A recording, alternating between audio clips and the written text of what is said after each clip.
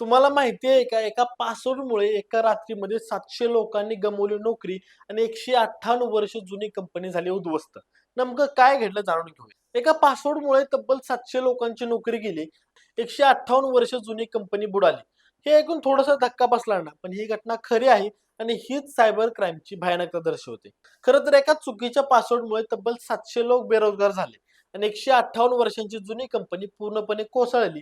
आणि ही घटना आहे ब्रिटनमधील KNP लॉजिस्टिक या प्रसिद्ध वाहतूक कंपनीची आणि ती सायबर सुरक्षेचा धक्का देणारा गंभीर इशारा आहे. KNP कंपनीचा IT सिस्टीम सुरक्षित असल्याचा दावा केला जात होता. विमा पॉलिसी देखील होती, पण एका कर्मचाऱ्याने ठेवलेला कमकुवत पासवर्ड अकिरा नावाच्या रॅम्सवर गँगला कंपनीच्या सर्व सिस्टीममध्ये प्रवेश मिळवून देतो. काही क्षणांमध्ये सगळ्या फाईल्स लॉक होतात आणि सगळा डेटा हॅकर्सच्या ताब्यामध्ये जातो.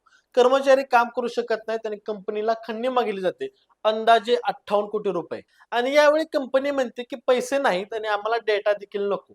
आणि अशातच कंपनीने दिवाळखोरी जाहीर केली आणि 158 वर्षांची वारसा लाभलेली कंपनी एका कमकुवत पासवर्डमुळे संपली.